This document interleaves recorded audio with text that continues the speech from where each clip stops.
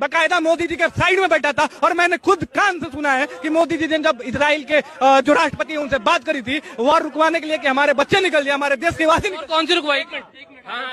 और कौन सी रुकवाई? भैया जी इजराइल वाला और बताऊं।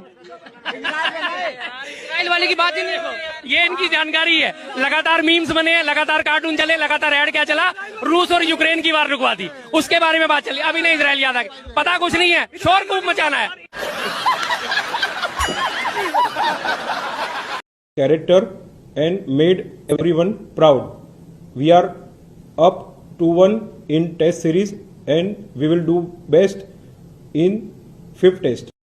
कि जो कल कह रहा था देश नहीं बिकने दूंगा, आज कह रहा भैंस नहीं बिकने दूंगा। कल जो कह रहा था कि हम जो है महंगाई 100 दिन में ख़त्म कर देंगे, अभी उसको कहना पड़ रहा है अमेठी में हम 13 रुपये किलो शक्कर देंगे। तो अभी 10 साल रोका था किसी ने 13 रुपये किलो की शक्कर देने की? 30 रुपये लीटर जो है शुद्ध दूध घी देने वाले थे, तो अभी रोका था किसी ने? 10 साल में मत दो।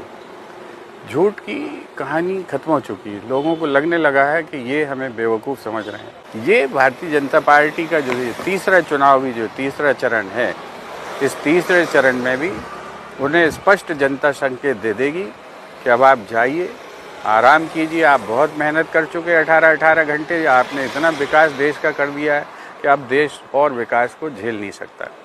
नरेंद्र मोदी झूठ बोलने में माहिर है। झूठ बोलने में इन्हें कोई टक्कर नहीं दे सकता।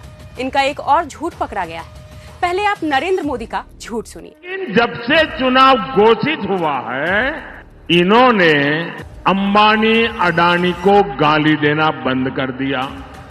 अब सच जानिए। हिंदुस्तान का धन लेकर इन्होंने 22 लोगों के जेब में डाला। अदानी, अंबानी, इन लोगों के जेब में। हमने मनरेगा योजना दी, कहते हैं गरीबों को आलसी बना रहे हैं। किसान का कर्जा माफ होता है, कहते हैं देखो बिगाड़ दिया किसानों को। अदानी को लाखों करोड़ रुपए दिया जाता है, वो नहीं बिगड़ता। देश के सारे एयरपोर्ट, सारे पोर्ट्स, इंफ्रास्ट्रक्चर, डिफेंस इंडस्ट्री, सारी की सारी इन्होंने एक व्यक्ति को पकड़ा दी। अदानी जैसे लोग हैं जिनकी आंख आपकी जमीन पर, आपके जंगल पर और आपके जल पर है, और ये नरेंद्र मोदी जी के खास मित्र हैं। आपको निर्णय लेना है, या अदानी की सरकार बनानी है, मोदी की सरकार बनानी है, मोदी और अदानी जी की, या फिर किसानों की बनानी है, गरीबों की बनानी है। अब आप सच जान गए। राहुल गांधी लगातार मोदी अडानी के काले कारनामों की पोल खोलते रहे हैं। इस बात ने भ्रष्टाचारी को इतना मजबूर कर दिया है कि अब वो सफाई देते फिर रहे हैं। ये तो शुरुआत है, आगे देखिए क्या होता है।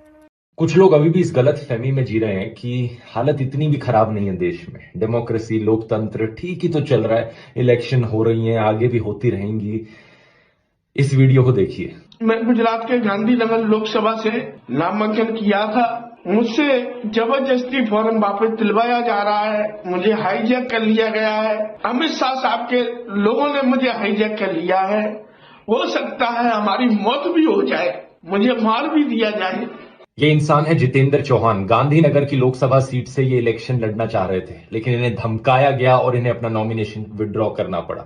इकलौते नहीं है ये। गांधीनगर की लोकसभा सीट वही सीट है जिससे अमित शाह इलेक्शन लड़ेंगे, और इस एक सीट पर 16 अलग अलग कैंडिडेट्स ने अपने नॉमिनेशन को विड्रॉ कर लिया है। कईयों ने अलग अलग बहाने दिए, लेकिन उनमें से कम 3 ने आकर खुलेआम बोला है कि उन्हें धमकाया जा रहा है।